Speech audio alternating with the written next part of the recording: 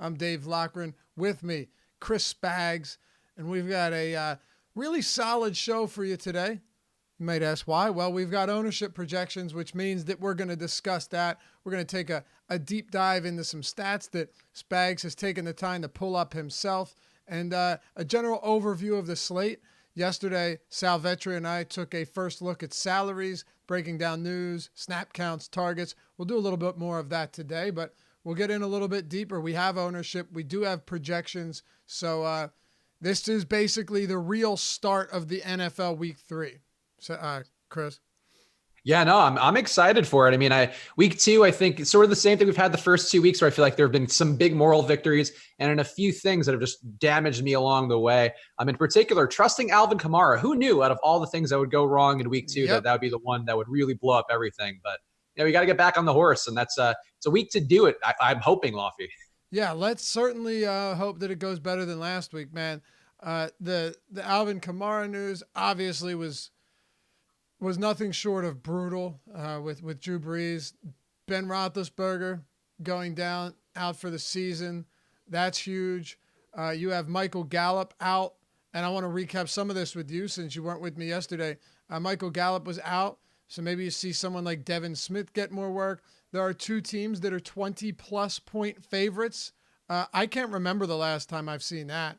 Cam Newton's still in a walking boot. My guess is he doesn't play. And how about this one?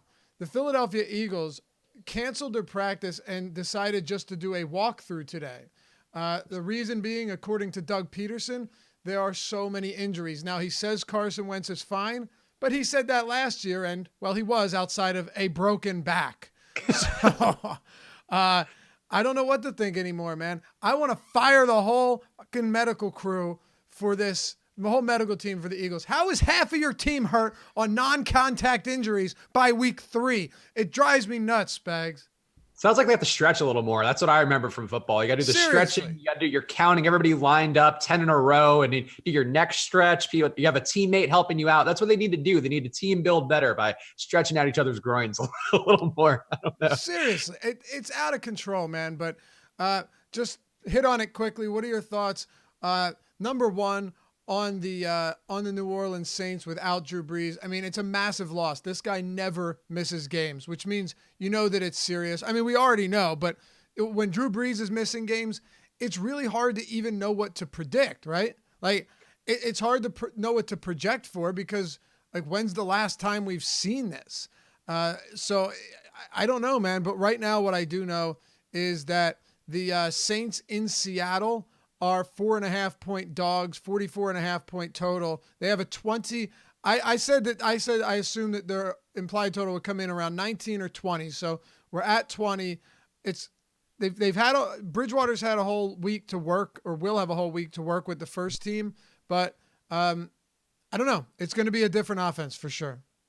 Yeah, I don't know. I wasn't too impressed with what I saw from him. Obviously, that's his first real game action in a while. He was a decent quarterback when he was a Minnesota Viking. And I do think, I didn't look back at his stats, and I feel like that would be a helpful thing to do probably. But I think that he wasn't ever a quarterback who struck me as somebody that's going to have the fantasy value we want to see, and the guy who's going to really throw it deep, more of kind of a game manager type of quarterback. I think that's what we saw in this game too, even though he was just terribly managing the game. That was sort of what he was doing, a lot of check down passes. Only a 6.8 intended air yards per target, so he's keeping it close range. And despite that, still just a 57% completion rate. So that's not a great start for Teddy Two Gloves. And I don't have a lot of faith in the New Orleans offense right now. But I do think, guys like Kamara, the volume still should be there for him. You would think Michael Thomas as well, even though he's not going to get as deep of a target share. He's still been a really high target share guy on the year with 33% target share for him. So, I mean, I think if anything, you're going to see less targets for Ted Ginn, less deep targets going downfield. That should make it more valuable, but it's certainly going to be a worse team. And for 6 weeks, and a real change in the guard with all these guys out, with Roethlisberger, Eli, and Brees now out for at least a month and a half. Yeah, no question. And it'll be interesting to see what we get out of Teddy Bridgewater after that gruesome injury. Look, I know that came a while ago, but we still haven't gotten a good look at him. I'm not talking about his 23 total attempts from last season in mop-up duty. I'm talking about a real start here. I think Peyton is a smart guy. I also think having guys like Kamara and Thomas to fall back on will make it so this is an okay spot. But quite frankly, Spags, I don't really see the value in targeting guys this week from this team. Just, straight question. What are your thoughts on Kamara and Thomas with Bridgewater in Seattle this week as 4.5-point dogs? I mean, the Seattle defense hasn't looked that great so far, even though they did have some success against Pittsburgh last week. That was more because of both Ben not being good, then being hurt, Mason Rudolph being possibly a bit and he was outdone. hurt the whole time. Turned out they've been dealing with that for over a week, and there was no transparency there.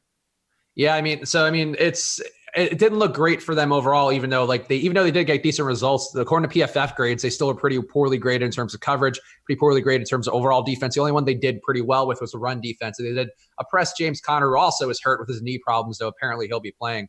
So I don't know. The Seattle defense isn't that impressive, so maybe it's an okay spot for Bridgewater, but I just don't think he's going to take a lot of risks. I think we're going to see a lot of short throws, which I think can be fine for Kamara and Thomas. You just really want to see the volume there. But I don't know that I have a ton of trust for it, just because Seattle can score. They can put up some points, and they can certainly harass Bridgewater a bit, and I think make it uncomfortable for him. And he just looked uncomfortable that entire game versus the Rams. We just had a very interesting question in chat. CRS Transio says, how is Teddy different from Drew besides not being as good? Well, you answered your own question, pal. That is just a slight difference. Passing volume would be lower, accuracy going to be lower.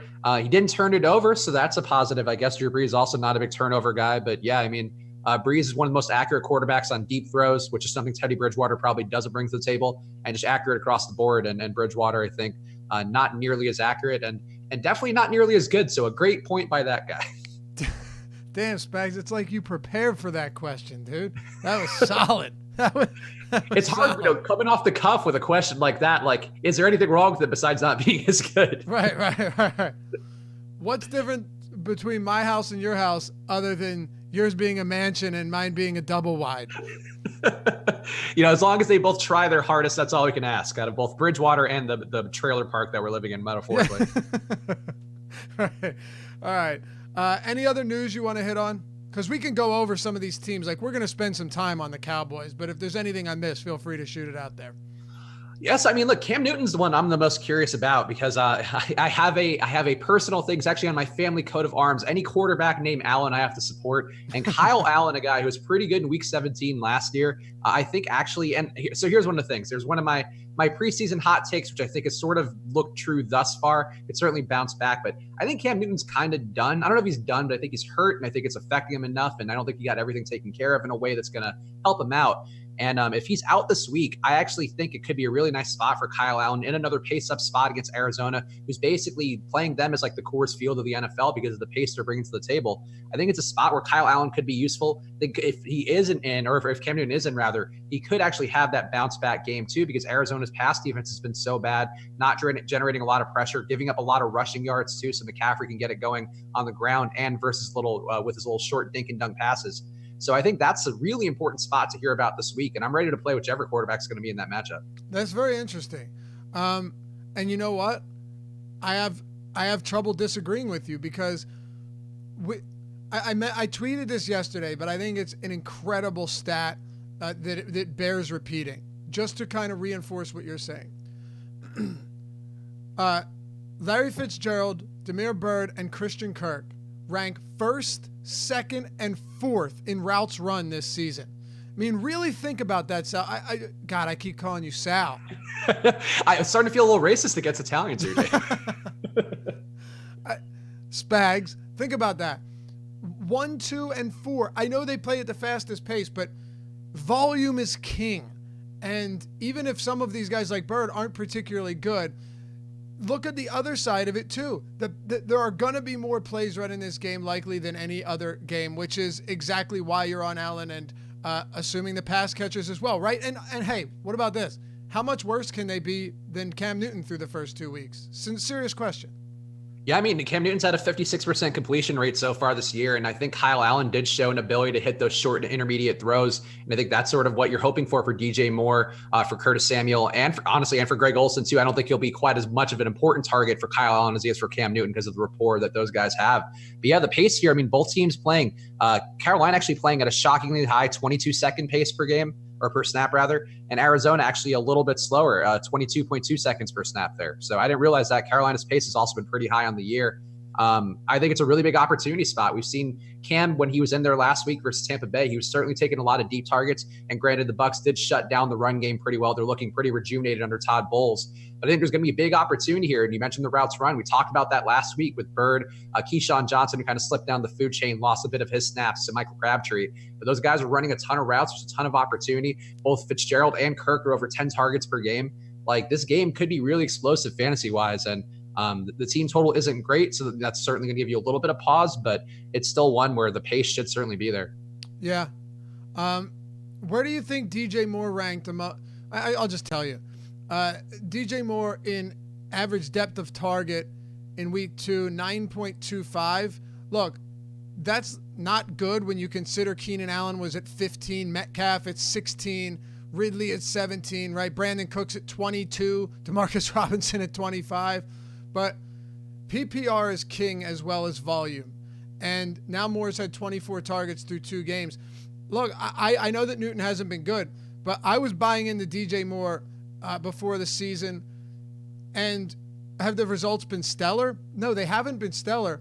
But that massive target count, and in a spot like this when a quarterback is either not great or is struggling or is injured, you almost want their ADOT to be lower, Spags, because then it at least gives you opportunities to rack up high fantasy totals and PPR points. And unlike Cole Beasley, DJ Moore can take a pass from 5-6 yards out and actually create 15 more yards from it. So I think you're spot on here.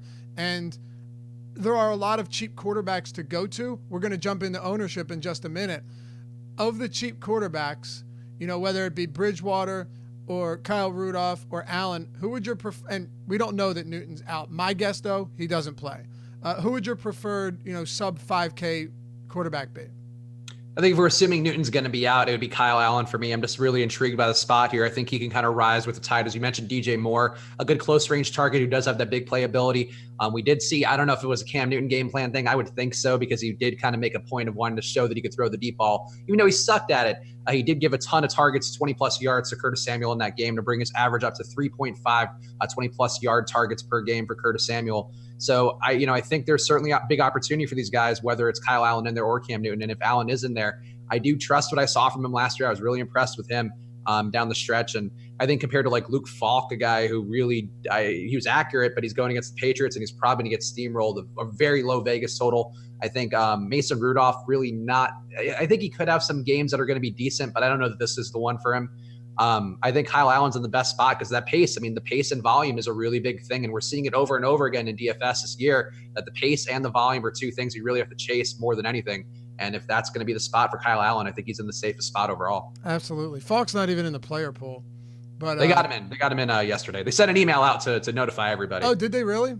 Yeah, it's a VIP move to get Luke Falk in there. Yeah, I was going to say, everyone was chomping at the bit. They were inundated with complaints because Luke Falk wasn't in the. My God, that's ridiculous. So we'll see what happens. But now that he's in there, you've got 4 starters below 5K, and I don't know. I think 2 of them are viable. I agree with you that Allen's probably the guy. How many of them do you think are actually viable? For the Panthers? No. How many of the sub 5K quarterbacks of all 4? Man. Kyle Allen, is probably just on the cusp of viability, and that's more because of the matchup than his talent. I think Falk, I really would be not inclined to play. I guess technically his leverage against the Patriots ownership, that should be there given what they did last week and putting up that big point total. One would assume people will pay up for them, and they are a cheaper option than the Cowboys against Miami. So I think that could be a spot where they pick up some ownership, but I just really didn't think Falk was that impressive. And I think they're going to bottle up Le'Veon Bell. And then what do you have for besides that? You could throw short passes to Jameson Crowder, throwing his 1 yard and done passes over and over again. Yeah. Bobby Anderson was a little bit involved, but I just find it hard to believe the Patriots defense looks probably one of the better defense in the league right now. I don't think this is a spot for Falk to come in and sling it around. And Mason Rudolph, though, I could see playing. I think just because you're going to assume the offense is still going to have some volume there. Still going to be throwing a decent amount. He did throw a decent clip. Not a great completion rate for him in his first start, but still, where is he at? But still a dude who, getting Kyle Rudolph coming up, that's not helpful. Mason Rudolph had a 63% completion rate, 8 air yards per target, which is pretty decent, He did throw some touchdowns, a 5% INT rate, obviously a very limited sample size. That's not the best. And San Francisco's coverage unit, I think, is the big problem here. They've looked really rejuvenated. They're getting a better pass rush as well with some of the changes they've made there. So I don't know that I would trust Rudolph either. I think it's pretty much Kyle Allen for God, Kyle Allen or bust. I don't want this to be the quote taken out of context. But under 5K, Kyle Allen or bust. Yeah, I think you're right. If I had to go with a number 2, I would go Rudolph. But I agree. Not overly enticed there at all. Also, running some crunches here. We have ownership. We have projections. See what I come up with. I didn't throw all of my groups in yet, but I'm just going to run some stacking rules to, have it come out as decent as possible given how early it is in the week. But you know what? Let's do this, Spags. Let's start taking a look at some ownership. We've got the first run of ownership is out, and it's pretty interesting. Now, understand this. Your Wednesday disclaimer, this will change throughout the week. No question. I already see guys that I know will be more popular than they are. But Christian McCaffrey right now is the highest projected player and, of course, running back at 30%. And then we'll get to some other players, but I want to give you some of these running backs. Then Eckler at 20%, and David Johnson at 15%, Carson at 15%, Elliott at 14%. So the one thing I see here is... And look, McCaffrey in that pace, no question, it is very appealing. I will have a lot of interest in him. But I really like Zeke here too, man. If you're a 20-plus point home favorite, you just lost your second best pass catcher, I really like Zeke as well. If his ownership stays around 15%, I don't know how I don't just overload on him. Yeah, I mean, we talked about the spot versus Arizona and how that's going to help everything out, but I agree. I mean, Zeke, it might be a week to try to find a way to pay up for both those guys. I don't know if we have enough wide receiver value yet. I think we'll find that out throughout the course of the week, but the volume's starting to come up from him. Tony Pollard getting a touchdown removed probably did help him out a little bit in that spot in week 2, but I agree. Zeke's volume being there is going to be good in Miami. I mean, I think Dak is certainly out throwing it and slinging it around. It seems like Kellen Moore wants to get him that volume as well, but that doesn't mean that Zeke can't also have a big game in concert, and this could be a non-slot situation. I mean, I know Alex does talk about how in a blowout spot, it's maybe not great to load up on the team that could be doing the blowing out. So maybe these guys don't get as much fourth quarter run as you would hope for, but it's hard to fault. I mean, this seems like a 2-touchdown spot for Zeke and certainly has the rushing upside. And maybe Dak can get there with Amari as well, because I think without Michael Gallup out there, it's going to be more concentrated volume. I'm not as much of a buyer on Devin Smith, but I think a Dak, Amari, Zeke combo there could be a big one here. Yeah, I'm with you 100%. I also threw this out on there on the Twitter machine yesterday, but it's a pretty fun one. And just kind of, I want to illustrate how bad this Dolphins team actually is. So the NFC North or the NFC South this season, as 8 games played, the NFC South has scored 16 touchdowns on the year. All right. The NFC North has scored 15 touchdowns combined, 2 teams for each game on the year. Teams against the Dolphins have scored 14 touchdowns. They're not good. That's crazy, dude. And they're getting worse. No Micah Fitzpatrick either. So that's going to be. I know. In 2 games, they've allowed as many touchdowns as all of the teams that have played 2 games in a division have played. It really blows my mind. Yeah, Fitzpatrick is gone. Xavier Howard's tweet was awesome, by the way, on that. I didn't even see it. Oh, it was just Will Smith. I think it was from my Fresh Prince. He's just standing in an empty room looking around. The season finale, the series finale, yeah. That's a good one. But they've got nothing left, and I generally would agree with Alex in the case like this, but I don't.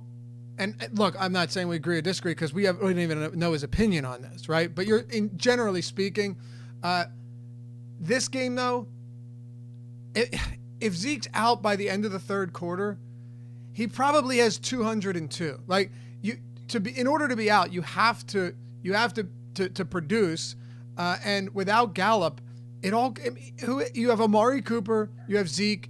If you want to talk about Devin Smith and Jason Witten, fine.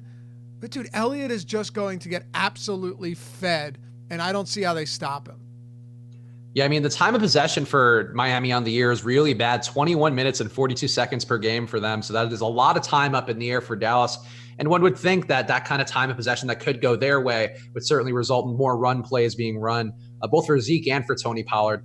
But yeah, I think I think they could certainly blow them out through the air initially and then get there with the run game. I think there's a million ways it could break down, but very few of them seem to consist of Miami winning this game. Eric Trani, I don't know how that's pronounced, but he says Cowboys saving Zeke for the playoffs. Now, normally I'd look at a situation like this and say you might be right, but we can't forget Zeke wasn't injured. That's not why he was questionable to play this season, Spags. It was because of a holdout. Like, if this was a case where a player comes back from a serious ailment, a serious injury, and is injured, and you're right, pal, 78, I did forget about Randall Cobb. But it's not like he was hurt. That's all I'm saying, Spags. Yeah, I mean, look, we saw the volume take an uptick in week 2, which I think is sort of what you're hoping to see, is that he just slightly makes these incremental gains. 23 carries. Yeah, 23 carries, 2 targets. Like, that's his volume from last year. He was a 25 touch per game guy.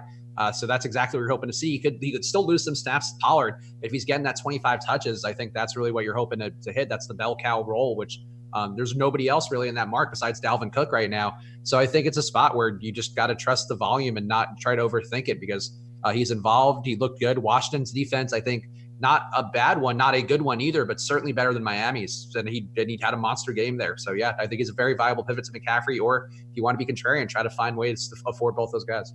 What about Amari and Dak in this game? And how do you feel about pairing, quarterback with running back? Right now on DraftKings, Amari Cooper, 13.6% projected ownership. Dak down there at 8%, which it might seem very low, but given the wealth of options at the position, I'm not too surprised by it. How do you view the rest of this team outside of Zeke? I think the thing with Amari and Gallup is that they were running very similar routes, getting targeted 10.5 air yards down the field as Cooper. Michael Gallup a little bit more than that, but still not that different. I do think Randall Cobb, though, is a worthwhile mention, because I am going to have some lines with him. I think he can just see the volume. Gallup is getting targeted pretty well, getting 7 targets a game. That's a lot to be coming off the table. And you can certainly see some more go to Jason Witten, who's been kind of a short-range safety blanket target, not high-volume guy. But I do think Cobb is in a good spot here to catch some catch and runs. And Amari, I think, is going to get more of those deep targets. Like, I think people may, probably not at a ton of volume, people may chase the Devin Smith score because he did have that one big play. But I think he's not a guy I would imagine getting a ton of targets. Maybe worth what we have now, 1% ownership.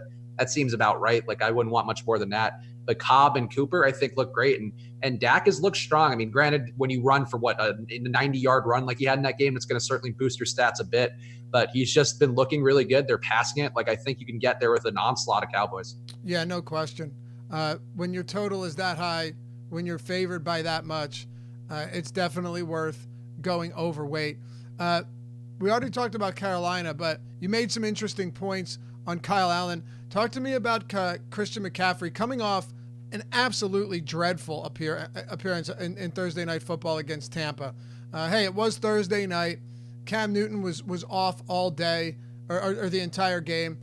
No excuses for him, but it doesn't at all concern me going forward. He is right now projected to be the most owned player, as we mentioned already, on DraftKings, on Fanduel, and the 6th highest on Yahoo at $40. But what are your thoughts on Christian McCaffrey at a similar price to Zeke? And do you think that they just use him as a safety blanket all game for Allen in the event that Newton doesn't play?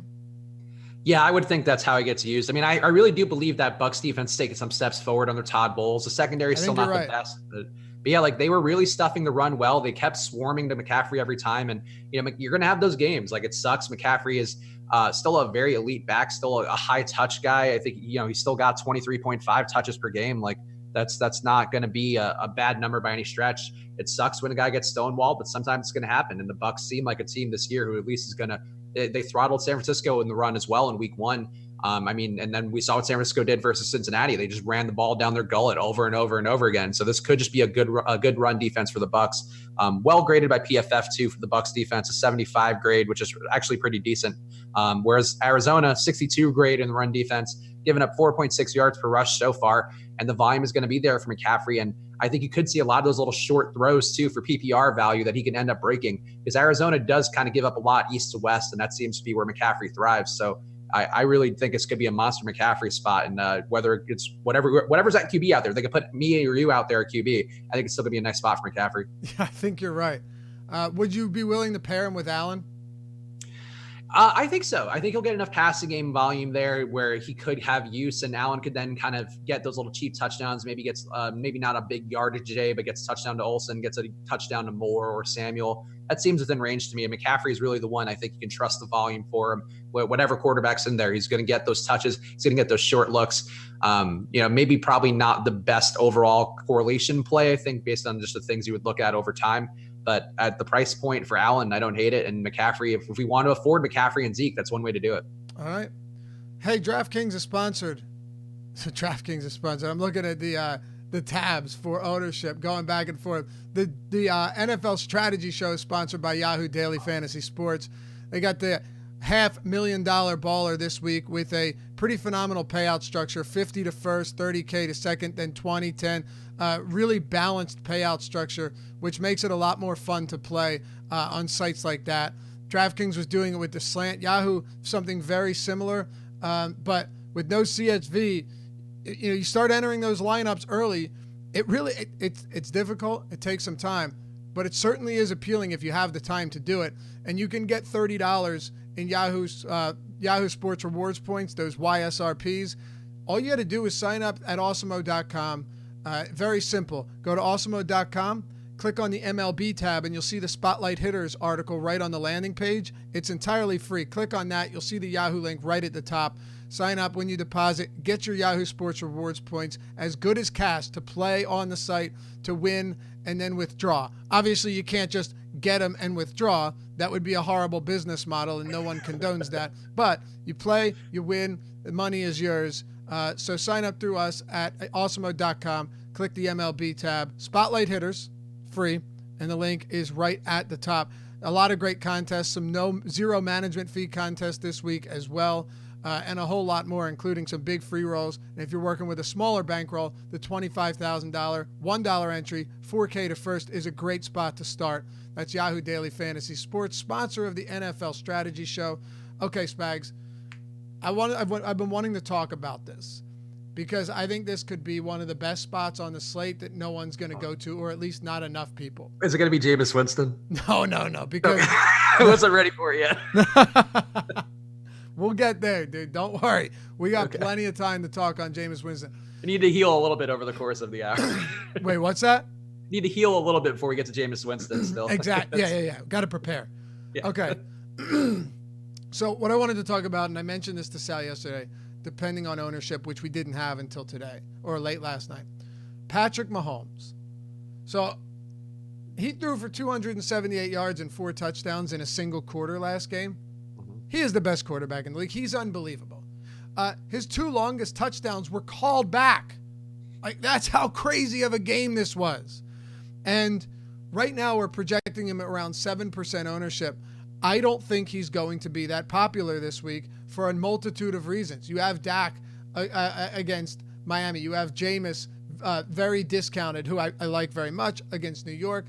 You have, I don't want to throw Wentz in there because of all of these injuries, but that would have been a great spot. Josh Allen against the Cincinnati team that's been carved up in back-to-back games. And then all of the cheap quarterbacks you and I have already discussed. So that we have that. But Mahomes is probably going to go a bit overlooked. Baltimore, daunting defense. They have that reputation, but they're dealing with injuries. Kyler Murray, despite not throwing any touchdowns last week, racked up a massive 349 yards. And the first game came against Miami, so I wiped that off completely. I just think, given Sammy Watkins' disappointment last week, given Patrick Mahomes' price point and what's expected to be very little ownership, this could be a really, really, really good spot to get to in tournaments, especially given that no game has a higher imply or an over-under than this one. It's at 55 on the day. What are your thoughts here on ownership and the Kansas City Chiefs?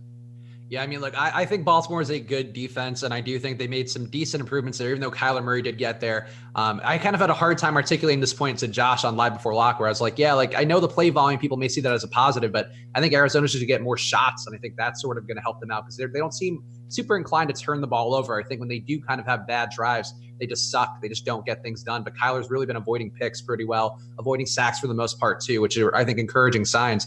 But yeah, Mahomes, I mean, if you look at his numbers on the year, they really jump out. 149.3 QB rating on deep passes, 138 QB rating when he's pressured, 135.9 QB rating in a clean pocket, 147.7 and when he's holding the ball for over 2.5 seconds. Usually that's not a great sign for a quarterback holding onto the ball that much. But for him, it's actually been helping him out even more. He's been great at every possible situation. Even though I respect Baltimore, I think you really can't avoid Pat Mahomes right now. It wouldn't shock me if his ceiling were a bit lower in this spot, just because I think Baltimore can try to take the air out of the ball. Logically, you would think like they can shoot out with Kansas City. I get that. Like I think they do have the talent to do that, but I think it's more in traditional Baltimore for them to just try to run it down their guts over and over again, and hopefully they could slow the clock down. Whether they can or not, I don't know. But even if Pat Mahomes has like a 25-minute time possession, he could still put up 10 touchdowns in that time frame. So I don't know how you completely fade him at this point. I hear you. And that's kind of what it comes down to. He is expensive, and by no means is he a priority just based on how many quarterbacks we have to go off of. But I guess we'll see. And then the injuries here, I don't know what we're looking at in terms of injuries, but they are banged up, and I think that plays into it. Like there are some big names that are either out or questionable coming into this week.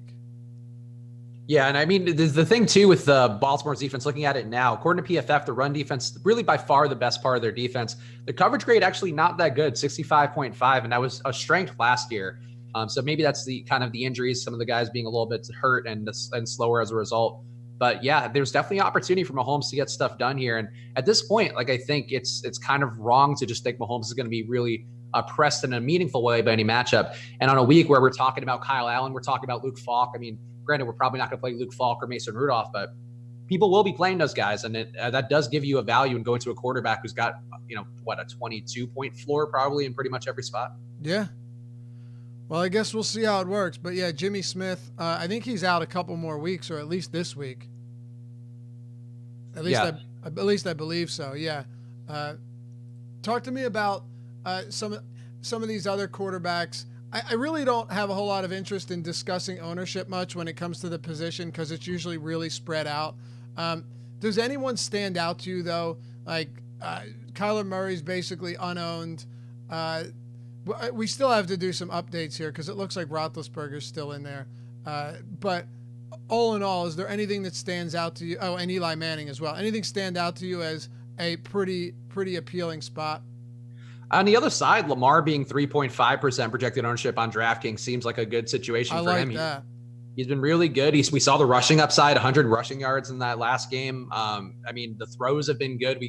One of our Beyond the Numbers stats this week is going to be reflecting the Baltimore pass game and some really baffling, not baffling, but just crazy efficiency for some of their guys. But yeah, Lamar's going to have to score more. I think really the one risk is that they just run the ball with Ingram more and try to kind of keep the pressure off. But I think it's hard to really say that given that there's going to be points scored. We talked about Kansas City. They just don't fail. So he'd be one guy. And while we're talking the rushing QBs, Josh Allen back at it again, a solid week. And I think in this game too, the one thing that kind of inhibited him versus the Giants was the Giants got nothing done offensively. Right. Buffalo defense pretty much shut them down completely. Allen could let off the gas pedal in the second quarter in that game. He only had, I think, maybe 3 fantasy points after his first quarter and a half. Didn't take any deep shots, but if Cincinnati can score, and they seem like they've been able to score for the most part in a lot of situations, I think it could be a spot where Allen does get going this week. And maybe the people who were like, he was good but not great last week in the John Brown stack, this could be the week where it pays off. Yeah, I think so too. Cincinnati been burned by deep passes early on. It's not a huge surprise. This is a defense that no one expected to be all that stellar. But what do you make of this team in terms of passing game for Josh Allen? Do you like John Brown here running it back after last week? Yeah, I mean, John Allen was one. He was very chalky. I was surprised that his ownership got as high. He was like 20%. Wait, John Brown or Josh Allen? You said John Allen. Oh, sorry, John Brown was. Okay, Sorry, just one. Okay, gotcha. Joan Allen, not involved in this in any way. John Brown was he really could have had that big game. There was one 50-yard pass that Allen overthrew him by like 5 yards on. He was wide open, running clear, and that was really the last deep shot that Allen took. I was in a couple ones to Cole Beasley that might have been like 20 plus yards, but really not like a big Josh Allen kind of airing it out ball. I think John Brown's in a good spot, returning to Cincinnati, of course, one of his former teams, which, not a revenge narrative guy for this particular spot, but still, Brown's been more involved. I think actually that game was kind of more reassuring to me with John Brown's role. Cole Beasley was definitely more the frequent safe target, but 7 catches for John Brown, a lot of them more intermediate. I think that bodes well for him having kind of every week value as a PPR guy who could still take the top off of a defense. And as you mentioned, Cincinnati given up over 10 yards per pass, 10.3 yards per pass so far. And that's sort of the ideal John Brown spot. So yeah, I'm willing to go there. No Singletary in there I hate to say this even, and this is not a play I want to bank much on, but Frank Gore could see enough volume to be useful again at a pretty cheap price as well. So I don't know, like Buffalo looks good again, and the ownership is going to be down because they didn't smash last week, even though they were perfectly good and were great in like a real life football perspective. I'm glad you mentioned Gore and not me, because if you didn't, I was going to have to do it, and I didn't feel good about it. But listen to this, Spags. The Cincinnati Bengals have a 33.2 rating, in 33.2 coverage rating, according to Pro Football Focus. The only teams worse than them thus far are the Dolphins and the Giants, and we know that those defenses have been utter filth. Bengals 21st in actually no, wrong one. Either way, 33.2 in coverage. That's really, really bad, man. And it's only a couple of games, but I don't know how much better it's going to get. Now, they also rank 29th in run defense, according to Pro Football Focus. So this is a game where they're like, and overall defense 31st. It's a game where you're probably going to be able to do what you want. But if Singletary doesn't play, Gore might get the volume. You're absolutely right. But he's been so inefficient. He has 30 carries this season, 0 runs of 10-plus yards.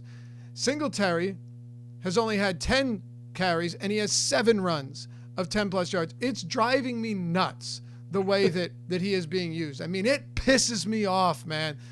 Frank Gore continues to get the large majority of the work, right? 200% more carries than Singletary. Why is that? I don't get it. So I don't expect him to be efficient, but I do think Buffalo's offense is going to put points up, and they're going to move the football. So I guess we just have to grin and bear it with Frank Gore. What are you doing with the New England Patriots against the Jets? They're 20-plus point favorites. I decided to pretty much full fade this offense last week because I don't know where they're going to go. I feel similarly today this week as they have a very high total and are 22-point favorites at home. Yeah, I think it's sort of the same thing that we talked about earlier. And, granted, Alex may have a different viewpoint this week, but he did mention on the contrary why he wasn't big on New England and Miami last week was just that he didn't see a reason for them to have the dogs out there in the fourth quarter. And I think we did kind of see that.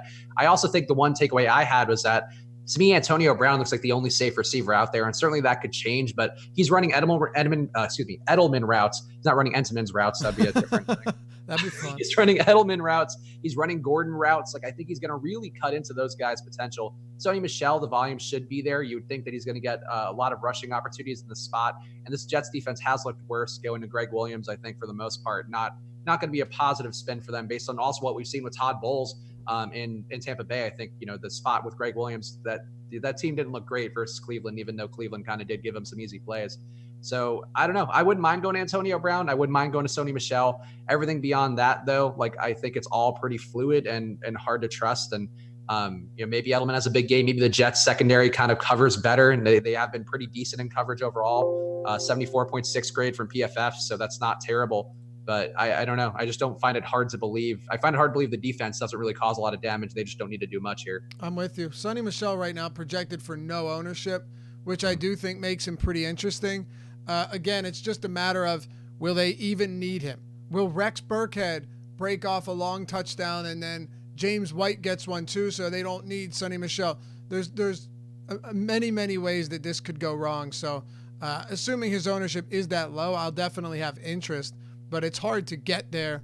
It's also hard for me to justify playing Jameis Winston this week, but I don't know how I get away from it, Spags. Maybe you can bolster my claims, or you can push back and maybe change my mind here. But I mean, my God, it has been a terrible season thus far. Only 2 games, but really bad for Winston, given what we expected to see with Bruce Arians at the helm. You have O.J. Howard, who literally saw 0 targets last week. I don't know if Mike Evans is still sick or hurt, but he hasn't looked sharp. Godwin's been phenomenal, but they have the weapons. They have the tools. And Winston should be better than he's been, but he hasn't been. And now he's thrown one more interception and touchdowns through his first 2 games and is averaging 200 yards passing. It's been ugly. He's also lost, or had 2 fumbles, hasn't lost them though. And what are we thinking? His price is way down, and he's facing, as I mentioned, the team that ranks dead last in coverage according to Pro Football Focus in the New York Giants. Yeah, I mean, he projects well. It's tough because it does seem like he maybe is drawn some tougher matchups. San Francisco, we kind of have the gift of 2 weeks of hindsight, which still not a big sample size, but they were a decent coverage team last year. They did show some growth. Now they have better pass rushers up front, so it makes sense why they would be a little tougher for Jameis. And in Carolina, that game was just pretty ugly on both sides of the ball. Really wasn't the most impressive. But he did find Godwin in a big way. So look, if Jameis can't get it done this week, I will probably be officially off the train, but I imagine I'm going to have a good amount at his price point with some really easy targets to look at. I mean, Godwin's price is up, but he's still pretty reasonably priced. Mike Evans now cheaper than Godwin, and we know what he can do historically. And this Giants defense just looked bad. I'm still not in on O.J. Howard, but one thing for him to note too, Bruce Arians did call him out like specifically and say it was his fault, the reason why he's not getting more targets and more production.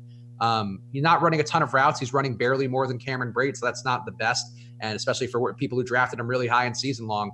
But I think it's a spot where, it wouldn't shock me if any of these guys had a monster game, including O.J. Howard, where if we see ownership start to go to Godwin and Evans because those guys are cheap, and I think the touting of the week from us and from everywhere will probably drive up the Bucs ownership.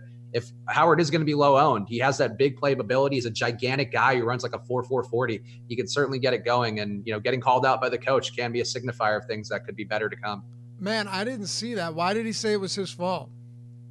Somebody was asking him about the play volume. It was one of the reporters asking Arians, and he was like, ask OJ, or I don't know what the exact quote was, but that's how I imagine talking with his Kangol, like, oh, ask OJ, it's his fault. but he was like basically blaming him, saying that he wasn't doing his job well enough, and that's the reason why he wasn't getting more targets. And he also had a couple that sailed on him. He contributed to one of Winston's picks, which Arians also pointed out was like OJ Howard's fault. So there's some disharmony there, but that's sort of Arians' coaching style, where he'll call you out. And OJ Howard, I think, blocking pretty well, but the pass catching hasn't been as good for him this year. You made a good point too about hindsight being 20/20. The Niners, and look, I know it's only 2 games, so I wouldn't go as far to say take it with a grain of salt, but understand that things can change rapidly and shake up these rankings very quickly. But the Niners ranked 3rd in coverage so far, Spags. That pass defense has looked good. Now, I think some of it has to do with Winston, of course, but, they stymied both him and Andy Dalton, neither of whom are, Tom Brady-like talents, but both of them had really, really bad days and were forced into making some terrible decisions.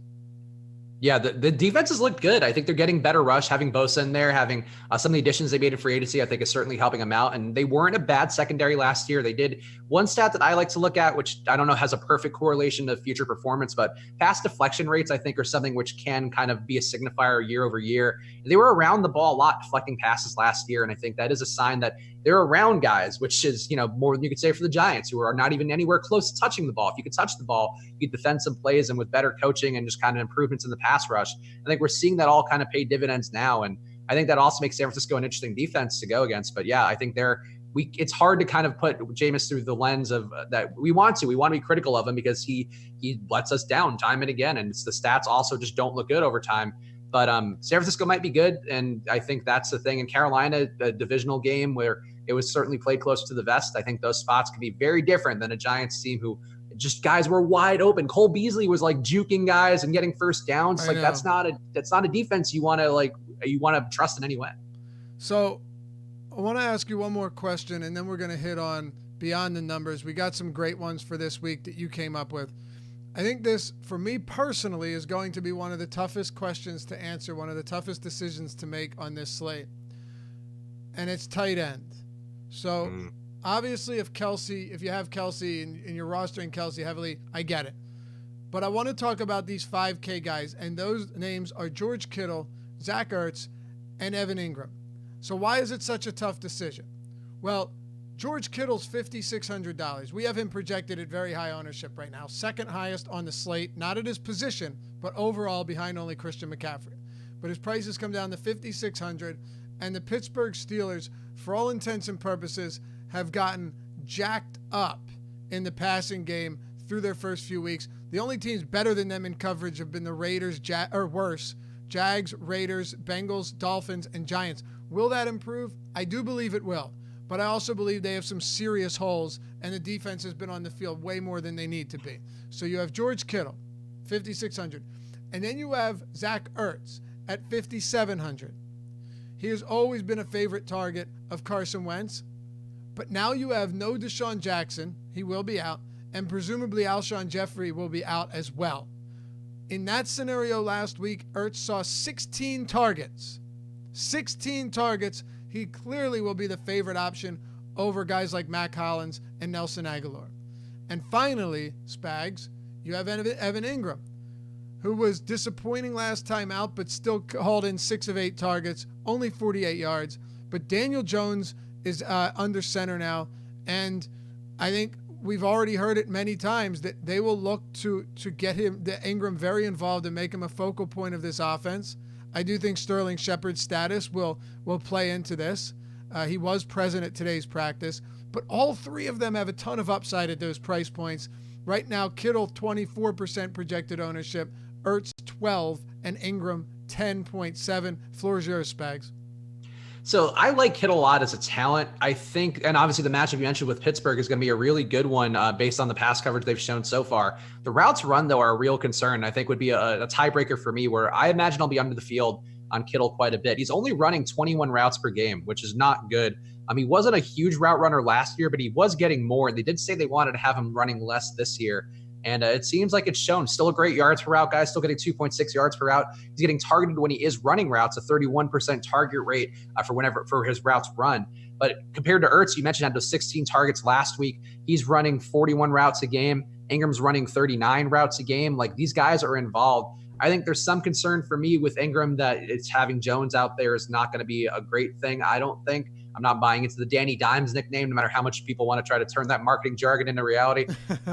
But I think too, like, Saquon's gonna have a tough week. The Bucs defense has also been pretty tough, so I think that could be maybe a spot where Ingram does get more value. But Ertz to me is the lock. I think you mentioned Jackson being out. If Jeffrey's also out, that's gonna be a big issue. And I think when there are less options, Ertz has proven he's the favorite target over and over again. He's running the routes. He had that big target share, and I think if the ownership is going to go towards Kittle, I would be very happy going to Ertz. So check this out, Kittle. As you mentioned, the routes, I don't disagree with you at all, are certainly a bit of a concern. And you see that and you wonder, how is that going to affect him going forward? Well, he still has a 25% market share, which is pretty nice. I mean, you're not going to complain about that when it comes to a tight end. I don't think that's a big issue. Evan Ingram, Eli Manning's thrown 89 passes, and Ingram has seen 22 of those targets. So that's not bad either, right? That's 25%. We don't know what it'll look like with Jones. Zach Ertz last week, I'm not including week 1 because you had their 2 top receivers active. They didn't play hardly at all. Neither of Jeffrey or Jackson saw a target in week 2. And Zach Ertz saw a 37.2% market share of targets. Now, is it going to be the same way this week? I don't know, Spags, but I do know that we know Wentz clearly trusts him more than anyone else on that football field if those 2 receivers are sidelined, which one of them is already officially out. Yeah, I'm fully in agreement there. Like, I just think he's a more necessary piece of the offense, and then the volume should be there for the pass game. Wentz is throwing 41 times a game, and that's sort of part of the issue with Kittle too, is that Garoppolo is only throwing 26 times a game, and they seem to be aware of the fact that maybe He's not at his most effective as a high volume guy. Maybe he's more of a Russell Wilson passer where he's better when he's throwing it a little bit less, and that could be Garoppolo's game. But I think the volume hasn't been there for the passing attack quite as much for San Francisco, whereas Philly does seem like they want to throw quite a bit. Maybe that changes and they want to run more against the Detroit team who's not defending the run too well, giving up 5.2 yards per rush. But it's still a spot to me where Ertz is going to see a good amount of volume. I think he's a very safe play with a good floor. I would rather have him in cash and tournaments, I think, than Kittle. All right. I'm with you, by the way. And also, Dallas Goedert very likely won't play. Eagles just signed or brought Alex Ellis up from the practice squad. The only issue I have with Ertz, and it really isn't a big issue, is if you do take a lead, the only issue I have is he is a really, really bad blocker, both in the pass game and a run blocker. So, will they bring another tight end out there to pound the football? It's possible, but I'm willing to take that risk. I'm with you. Do you have any interest in any other cheap tight ends? We had someone in YouTube chat. Let me find you. Oh, it's John. Okay. Greg Olsen, probably the best point per dollar tight end play on the board. What are your thoughts there? Right now, coming in with a projected ownership of 9.6%. So he's getting some. Actually, the fourth highest projected owned tight end. Yeah, the actual points projection from Awesomeo for Greg Olsen doesn't look that great. I do like the 9 targets per game he's had. Obviously, he did have that big upside game there. And he's going against an Arizona defense that's allowed a 67% DVOA boost to the tight end position. So that's certainly not a bad spot. I think I would prefer him if Cam were in there more than Kyle Allen personally, because I just think there's going to be less volume if Kyle Allen's in there. And that will obviously hurt a guy like Olsen. I don't know, though. I find it hard to go to anybody cheaper than Mark Andrews, who we'll talk about a little bit in the Beyond the Numbers, as I teased earlier. But I like him. I like him a lot, man. I think Mark Andrews is really good. I think he's really establishing himself as Jameis's lead target. The routes run for him, too, a bit of a concern. But at under 5K, a different price point than some of the other guys we just talked about, I think he has value and upside. He's getting targeted pretty deep. He's getting targets of 20-plus yards, which is all great stuff. A lot of tight ends aren't getting that. So I think that's the cheapest I'd be willing to go personally, but Olsen's in play. I think, let's see, anybody else in that price point jumping out to me. Disley, I don't hate terribly at a cheap price point. I think he's getting involved in the pass game, and a spot versus New Orleans. That defense in the secondary has not been that great so far this year. So he'd be another guy I would consider who does have big play upside as well. But I think it's still a spot where I'd rather pay up. Like Ertz is definitely I'm going to have a ton of. I'll have enough Kittle, I'll have enough Ingram, and Mark Andrews I think will be the cheapest I'm wanting to go to at large volume. Right. No, I got you. I'll have Kelsey too, just based on how damn good this guy is. All right, Spags, what do you say we take a deep dive beyond the numbers? Oh, it is my favorite time, and we got a good one. We got a real star leading off this one this week, Laffy. I'm excited to talk about Ryan Fitzpatrick. Ryan Fitzpatrick, not necessarily the most DFS relevant thus far. He has an 8% INT rate, a 10.7% sack rate, a QB rating of 16.1 on deep passes, a QB rating of 23.6 when pressured, and a 49.1 QB rating in a clean pocket. Are we seeing the worst ever season by a quarterback, or will he have 1 week at least of fantasy relevance? Laffy, I'll turn it to you. How do you feel like Ryan Fitzpatrick does? Will he have 1 week of Fitzmagic left in him? So here's the big thing. It's possible. It's possible, and I don't feel strongly one way or the other, but I can tell you this much. Last season, Fitzpatrick still had Mike Evans and Chris Godwin. Like, Fitzpatrick had a legitimate arsenal. This season, I don't want to give him credit. I don't want to absolve him of his sins, but I think it's only reasonable to point out that Patriots defense looks legitimately terrifying. And Baltimore's defense, despite having some holes, is still one of the better units in the league. So it doesn't get, you know what? Here's what I'll say. I don't think it gets any worse than we've already seen. I don't think it can. Yeah, I would agree. I don't know that he's going to have a good week where he'll be like the millionaire maker winning quarterback. No. But I do think he could have a week. This week in particular, the Dallas defense is so overpriced on most of the sites. And I think people are going to chase that New England game. They're going to see that big total that New England put up, who's a really good defense. Dallas's defense, I watch a lot of them. They are my team. I am not the most sold on them as a coverage team. The pass rush in particular looking worse than last year. And I think Fitzpatrick could generate value one guy in particular I'm going to have a little bit of this week for sure, and it looks like the ownership is also going to have a little bit of him. Devontae Parker getting 3 targets of 20-plus yards a game. Fitzpatrick is still throwing deep. He's still throwing 12 air yards per target, so he's airing it out. He's trying to throw it deep. He's not doing well with it. But those things do have to regress. It's kind of like when you see a pitcher who has like a really high XFIP and a really high like whip, and it's like you just know those numbers have to come down because you can't be that bad and stay a starting quarterback or a starting pitcher or whatever. I think that's sort of where I am with Fitzpatrick, is like these numbers are so bad that they can't possibly be this bad.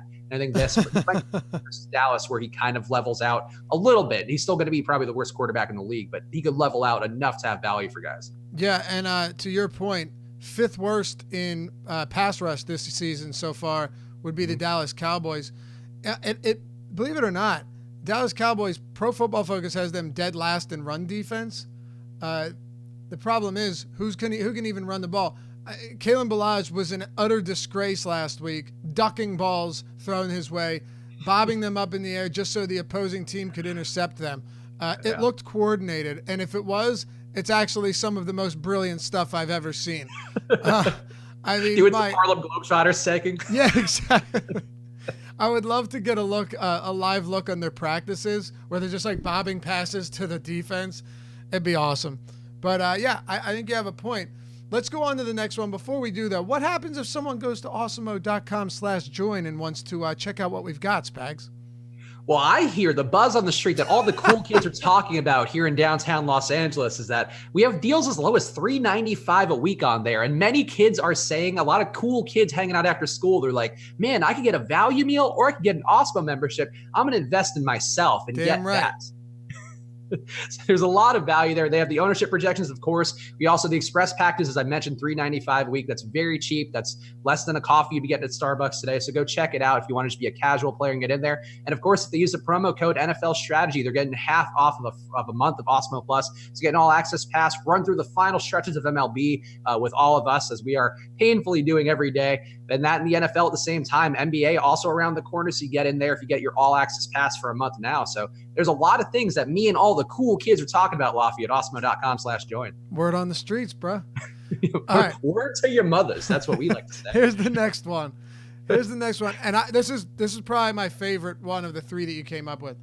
Patrick Mahomes is throwing for 7.5 attempts of 20-plus yards per game. Remember, those called back by penalties, he would have had like 6 passing touchdowns and 9 or 10 pass attempts of over 10 yards last week. Kyler Murray also 7.5 attempts per game of 20-plus yards. But Matt Stafford, that's right, Matthew Stafford leads the league with 8.5 attempts of 20-plus yards per game. Can these guys keep it up given that the leader, Mahomes, threw 5.75 per game in 2018? Or is this the direction we're seeing the lead take, just like in the NBA, 3-pointers and layups have overtaken any type of mid-range shooting for every player not named DeMar DeRozan? Yeah. I think it's pretty crazy. These stats are jumping out. And this is really, I feel like what I'm trying to do is build my tapestry of my theory that this is like we talked about it last week. The deep ball is a 3-pointer in the NFL. And I think the stats are really starting to back it out now for some of the analytically savvy teams who really can stretch the field, or guys who just trust their quarterback. And I think we all kind of had the concerns coming in like, oh, Darrell Bevel's going to really oppress the Lions offense. We are in fact seeing the opposite.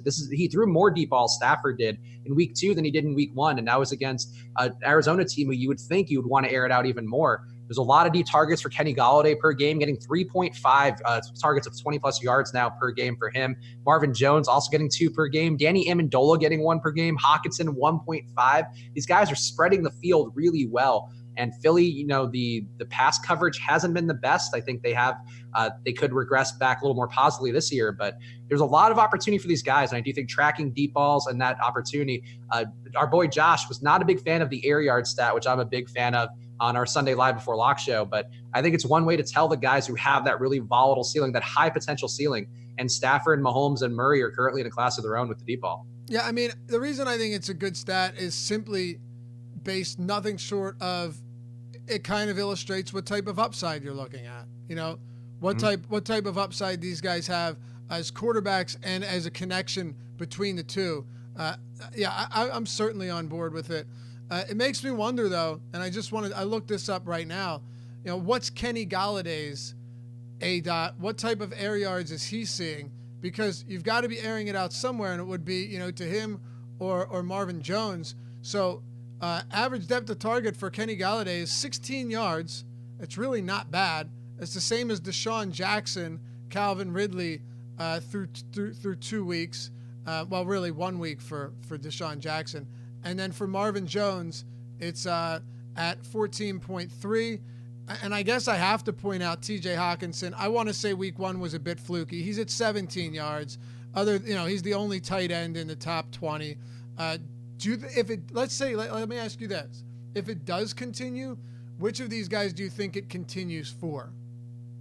I think it's got to be Golladay. I mean, the volume's been there for him. He's showing the ability to make the most of them. The catch rate, not great for him on the year, 63%, but he's still. a good player, though, man. He is. He's a big body. He's the kind of guy you want to have those deep targets too. The Marvin Jones does get slept on. I think he's still a viable play. The volume not there for him quite as much, but still, especially with Amendola in there. But I think he's a guy who can still get those deep passes and have those slate-breaking days, which he has had a ton over the course of the years. But I think this passing offense overall just maybe a bit underrated. And I think maybe too the fact that we're not going to have C.J. Anderson in the mix anymore. Maybe people are thinking the touches are going to go to Kerryon Johnson, but I think it could just be more for the passing attack because they are really showing a predisposition to try and air it out, to try to spread the field to clear room for the shorter routes and the shorter plays. And it's working. It seems like it's working for him about as well as it can, even though that game was kind of up and down for him. They did win, so hey, just if you're winning, keep throwing it out. Yeah, no question. Not to mention that Kenny Golladay, despite not hauling in a large majority of his targets, one of the big things here, and it matters, 19 targets through 2 games. So he's averaging just shy of 10 targets a game. You don't have to bring in everything. Actually, were you saying he hasn't hauled in a bunch of his deep balls or passes overall? Because his reception rate isn't I can't pull that up. No, just his overall catch rate isn't good, but let's see what he's doing on the deep balls. He has got a 29% deep catch rate, so that's not the best. I think generally a good one's going to be closer to 50. Emmanuel Sanders is at 50 right now, though obviously this is all very small sample size stuff, but I think he can regress a little more positively there. I think really, as you mentioned, just the volume is there. And I think overall, just kind of close the loop on the air yards conversation, I think with football, there isn't quite as much of the perfect stats that tell a story like there is for baseball. We know we have our ones, the XFIP is taking away the fielding and making it just about, or Sierra, those are all about taking away a lot of the things. Whereas I think air yards tell a story with targets. Whereas if you see Jamison Crowder got 17 targets, yeah, it's great, but they were all 1 yard away. That's a little bit less valuable than John Brown getting 10 targets at 25 air yards per play, because that's 250 yards of potential he's leaving on the table. Exactly. So I don't know. I think it's just a stat that gives you more visibility, which you need in the NFL. Right, sure. And if you want to combine that with the red zone looks too, two very, very important numbers, highly valuable. Kenny Golladay has the 4th most red zone targets this season. He's already seen 6 red zone targets, 2 end zone targets. If you had to guess, who leads the league in red zone targets off the top of your head? Who do you got? Oh man, it's tough. It's gotta be volume. I would go Julio still. Okay, Julio is up there. He is 6th. Keenan Allen has 9. Wow, he's getting deep targets too this year. What's that? He's getting deep targets too this year. He's up to he's getting 2 a game now. He was at 0.5 last year. Yeah, no, he is. Dude, he is going to finish, if he stays healthy, with a ridiculous season. There's just no question. He also has 3 targets in the end zone. So, I mean, all of that is really appealing. Dude, I love Keenan Allen. But, yeah, encouraging to see that from Kenny Golladay. Last one, Spags. Of receivers running over 20 routes per game, Marcus Brown leads the league at 5.2 yards per route. I'll throw this out there, by the way. This is my own that I'm going to add. He's averaging a target per every 2.5 routes run and per every 3.6 snaps, which is insane. Wow. Andrews is number 2 with 4.7 yards per route. Who's more likely to be the top DFS play for Baltimore by year end? Great question. What do you think? So I really like Mark Andrews, and it's tough because he does have Hayden Hurst not far behind him in terms of snap count. Marquise Brown really doesn't have a comp. Miles Boykin is okay. I think Willie Snead's kind of regressing to the spot you would think, because he's not as talented as either Boykin or Brown.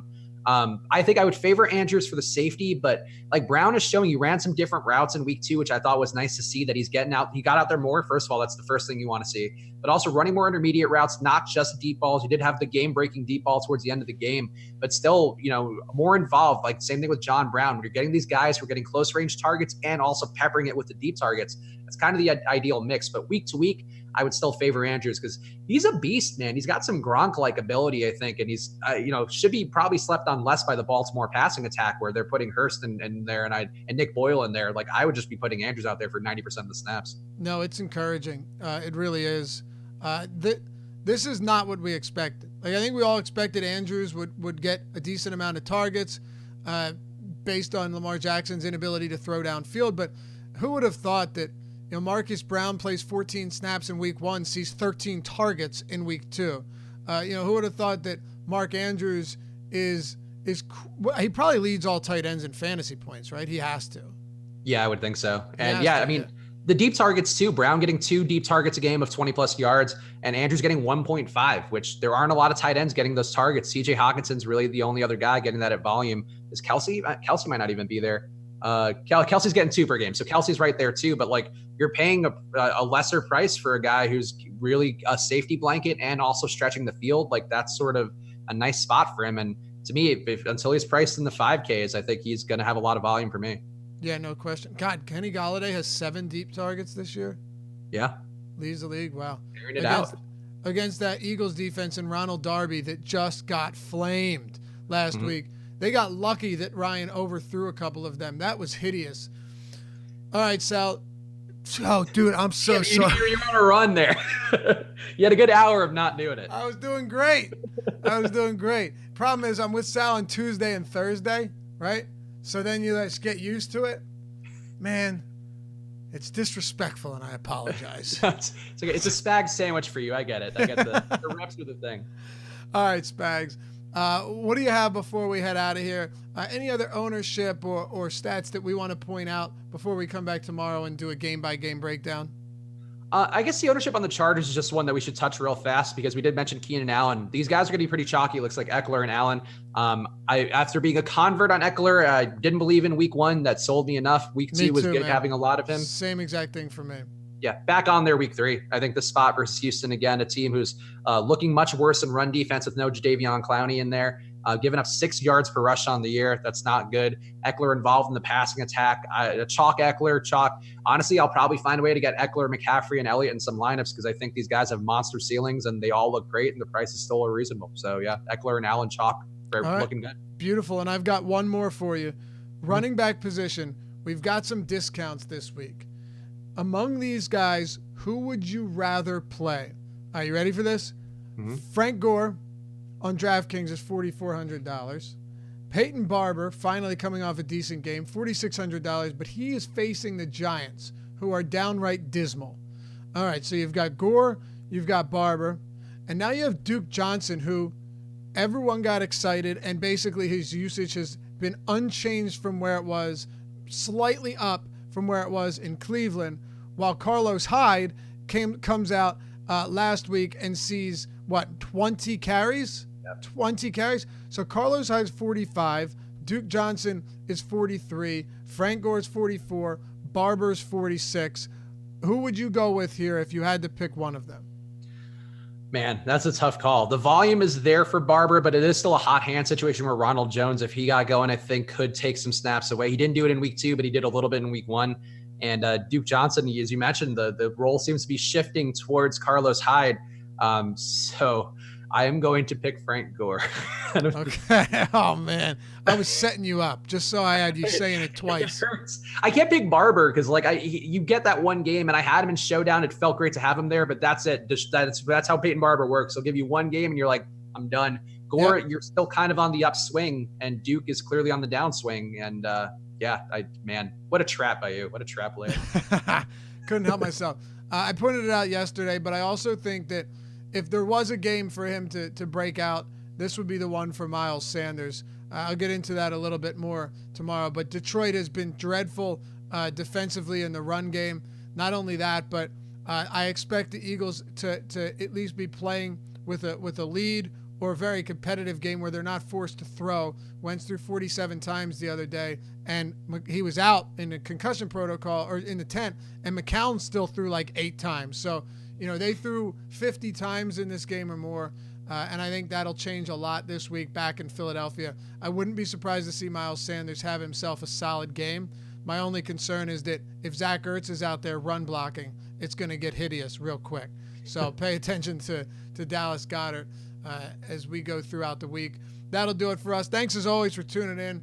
Appreciate all you guys. Hopefully enjoy the show as much as we do. And before you head out, hit us with a thumbs up. Like that video if you enjoy it, want to see more, and want to help support us at Awesomeo and help support us growing our channel here on YouTube.